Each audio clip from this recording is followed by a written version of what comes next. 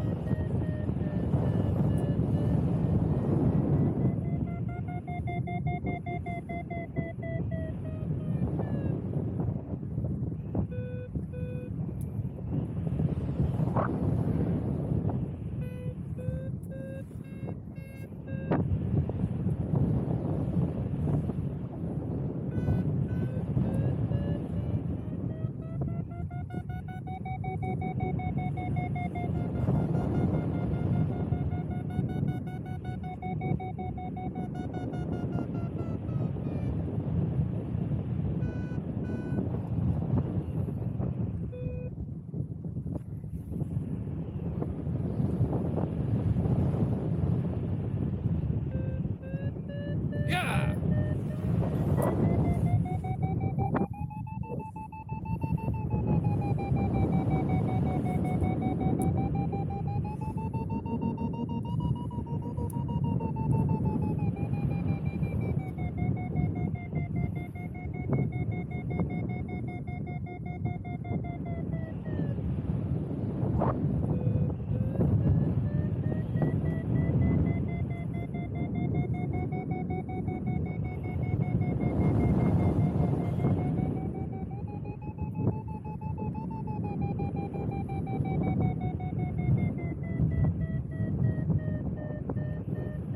Yeah, come on!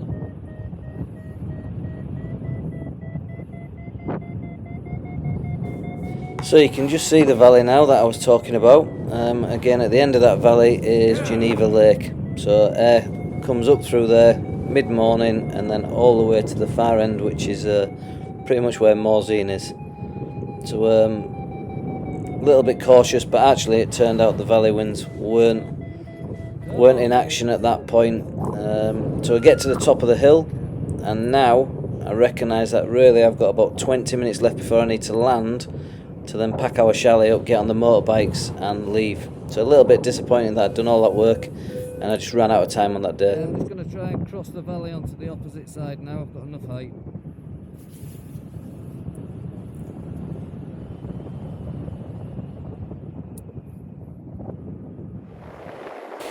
So now long push into the valley, and really I was just expecting a lot of sink here, and also at that moment in time I wasn't still sure about the valley winds, but pushed right out into the sort of the edge of Morzine, and then I was quite surprised actually how lifty it was, and I mentioned before I only had 20 minutes to get back to the landing field, so I had to do some nice slow, I'm not going to say spirals because there weren't, but 360s just to lose a little bit of height, get down into the town, and then land at the alternate landing area, ready for our ride back.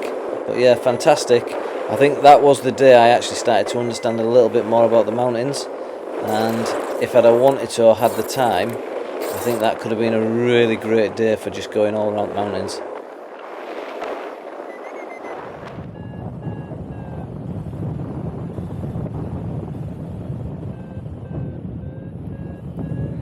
Always seems to be the way. I'm trying to find sink, and even with that slow turn, end up finding lift and going back up. That was the case for about 3 or 4 minutes before I actually found some great sink and punched my way through it. But yeah, as I mentioned before, what a fantastic day.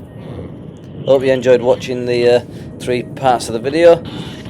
It's the first time I've commented on them. I'm just trying to have a play around with different methods. I know when I used to watch videos, I always wondered what they were thinking as a pilot, so hopefully you've got a better idea of just some of my thinking. And by no means am I a great pilot, but I'm just starting to try and work my way through it. Thanks a lot. Please subscribe if you want to see more videos.